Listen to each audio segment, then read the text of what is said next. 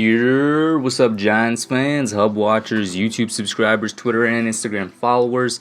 It's Kush back at it again with another Giants video. In this one, we're going to talk about the Giants defense. But of course, before I get into it, I have to give a quick shout out to everybody watching, the viewers, the subscribers, and of course, the members. I will be trying to get a members video out soon, which usually means, you guys get it a day or two before the regular viewers. And it also usually means it's either going to be a We Need to Talk episode, a skit, or some type of, nicely edited thing. I'll see, but I'm going to try and get one of those out.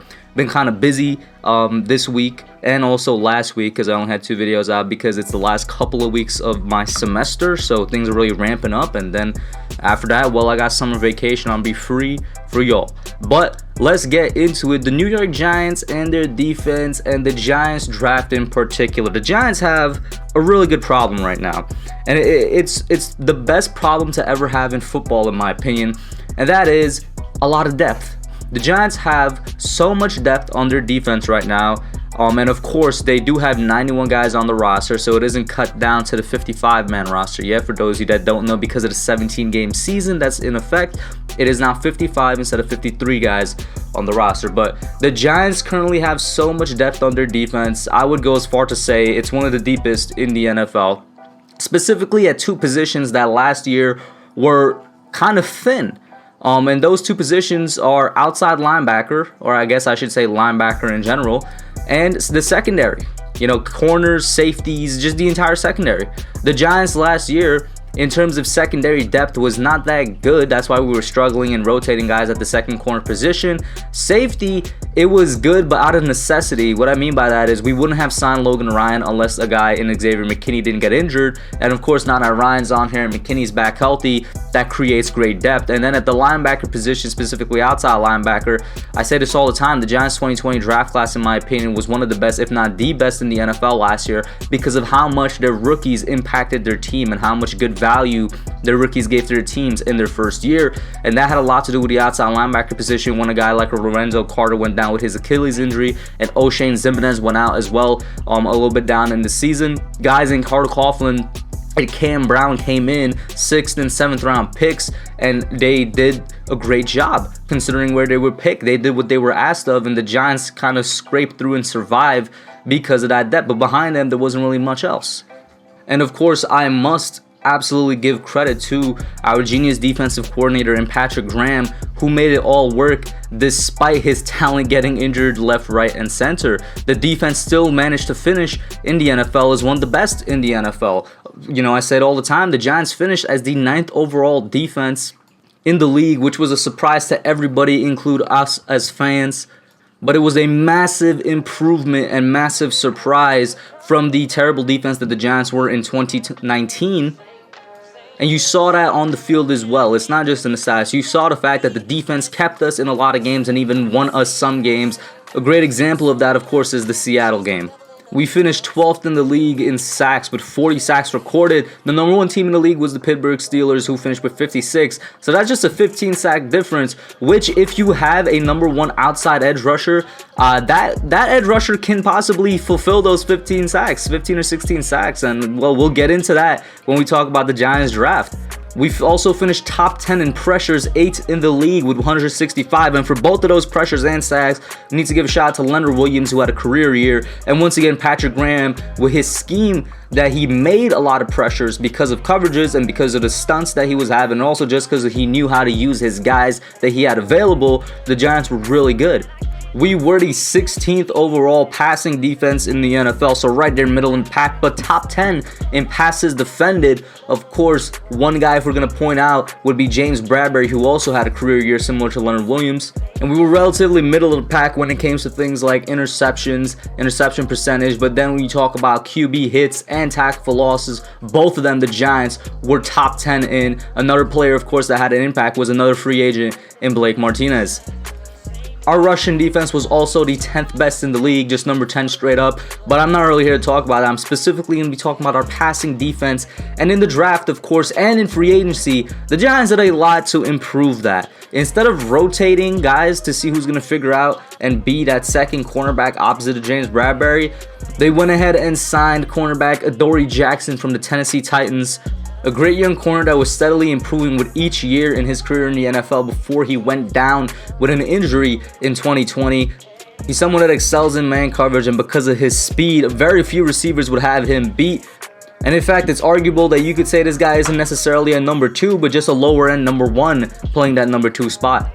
The Giants in the draft in the 3rd round went and added an absolute stud, at least in their eyes. Somebody they thought they could have gone at 42 and 50, but instead dropped all the way to 71 when they traded up. And Aaron Robinson, the cornerback out of UCF, another man specialist, specifically press cover specialist that could play inside or outside, that has nice size and great speed to him, and is also a pretty good tackler, an improvement from his 2019 stuff, and is also a very good hitter when it comes to getting the ball loose. So far, 2 things we noticed about the 2 cornerbacks that I spoke about in Robinson and in Jackson is that they have speed to them and they're really good in man coverage, which is what Patrick Graham likes to do, or liked to do, when he was in Miami, and of course his time before Miami, where he cooked up with his defense. The Giants last year, because of necessity, and like I said earlier, Patrick Graham was working with the talent he had, were more of a zone coverage team. It's very clear that he's trying to move to what he believes his strengths is in man. And that was continuing when the Giants went ahead and added another cornerback, this time in the 6th round with their final pick, Rodarius Williams out of Oklahoma State. Somebody that's currently known for being a good hitter, but has good man coverage ability and a great straight line speed, and has the ability to become a good press coverage guy because of his size and the physicality that he plays with. He's really strong at the point of attack.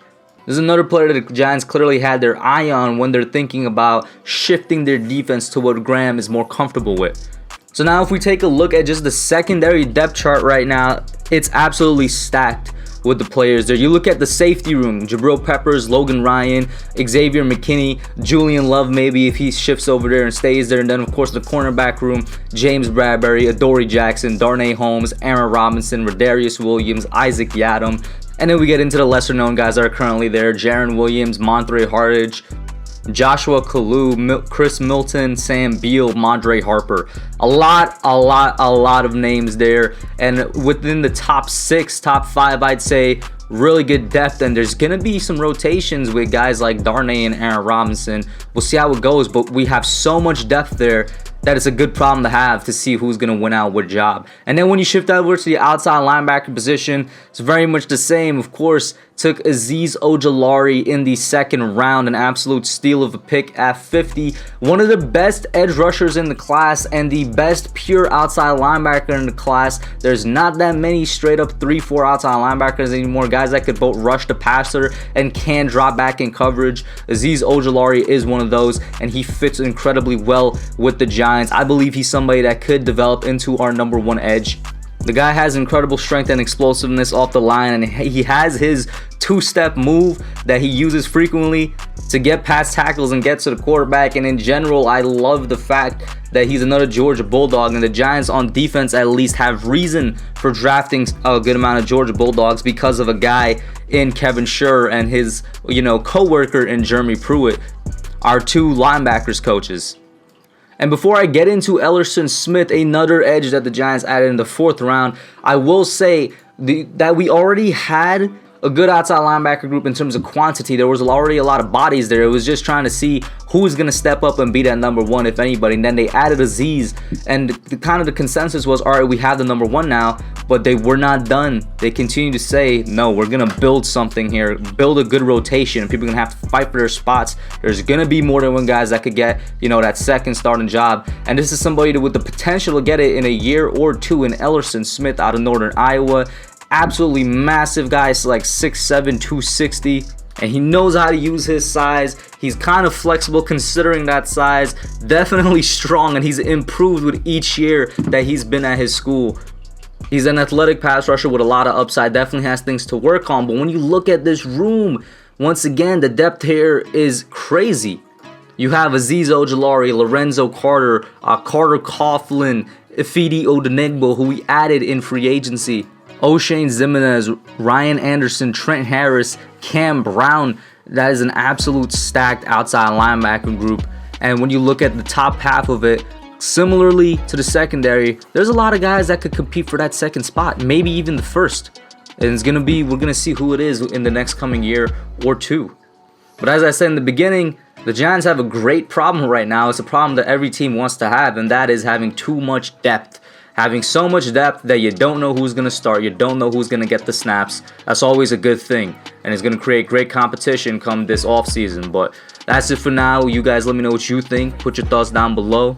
Like, share, subscribe, and I'm out.